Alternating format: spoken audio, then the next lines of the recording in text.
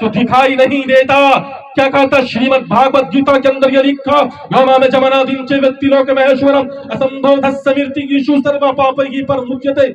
श्रीमद् भागवत गीता के अंदर लिखा, अल्लाह वो है, ईश्वर वो है, ब्रह्मा वो है जो दिखाई नहीं देता। जो दिखाई देता है वो अल्लाह नहीं हो सकता, वो ईश्वर नहीं हो सकता। दूसरे नंबर पर ईश्वर परमात्मा ब्रह्मा वो है जिसका जन्म नहीं होता। तीसरे नंबर पर उसकी मृत्यु नहीं होती। ये तीन क्वालिटी का होना जरूरी है अल्लाह होने के लिए, ईश्वर होने के लिए। अपने दौर के जलील सदर पैगंबर हजरत मूसा अलैहिस्सलाम ने कहा था, ऐ खुदा मैं तुझे देखना चाहता, मैं तेरा दीदार करना चाहता।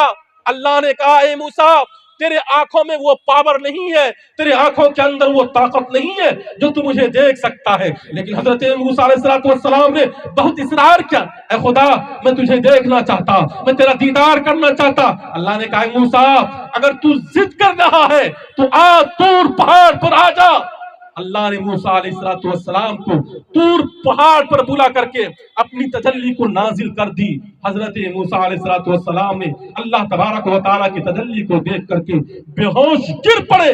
कुरान ने फौरन नक्शा खींच दिया, कुरान ने कह दिया, वखर्र मूसा सईका। अगर कोई इस पृथ्वी पर रह करके, इस जमीन पर रह करके ये कहे मैंने खुदा को देखा है, गलत। अपने दौर के जलील कद्र पैगंबर हजरत मूसा अलैहिस्सलाम खुदा को देख नहीं सकते। नौजवानों, हमारे हिंदू भाई कहते हैं श्री रामचंद्र जी खुदा है, हमारे हिंदू भाई कहते हैं श्री कृष्ण जी खुदा है। आप अपने सीने पर हाथ रखो और बताओ कि श्रीमद् भागवत गीता एक तरफ तो ये कह रही है किताब कि उसका जन्म नहीं होता, वो दिखाई नहीं देते, उसकी मृत्यु नहीं होती।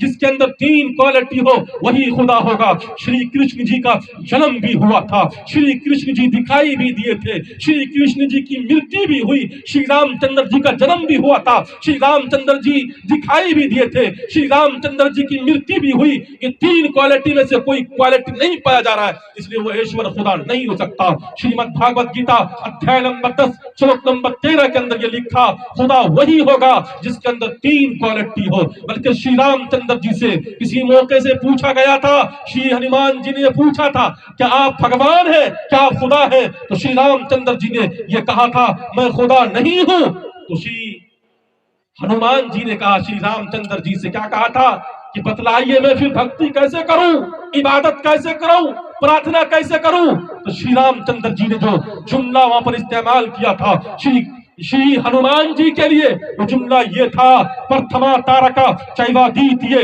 तन्मुच्यते तृतीय कुंडला कारवा। श्री रामचंद्र जी ने ये कहा था, है तुम्हें इबादत करने का तरीका मालूम करना हो, भक्ति करने का तरीका मालूम करना हो, मुझसे मालूम करो, मैं तुम्हें बतलाता हूँ। पहले नंबर पर तुम खड़े हो जाओ, दूसरे नंबर पर झुक जाओ, तीसरे नंबर पर कुंडली मारो, चौथे नंबर पर ईश्वर परमात्मा की याद में तुम ऐसे खो जाओ, उसके अलावा कोई और चीज तुम्हें नजर ना आए। तो श्री कृष्ण जी से पूछा गया था कि श्री कृष्ण जी से ये बर्दस्ता तौर पर ये पूछा गया था आप भगवान है, आप खुदा है? तो श्री कृष्ण जी ने ये कहा था ना ना ना हम देवो ना गंधर्वो ना यक्षो ना चेदानो। श्री कृष्ण जी ने बिल्कुल मना कर दिया साफ अल्फाज में। श्री विष्णु पुराण के अंदर ये लिखा कि मैं ना गंधर्व हूं, ना मैं यक्ष हूं, ना मैं दानव हूं, बल्कि मैं तो आप लोगों के दोस्त के रूप में उत्पन्न हुआ हूं।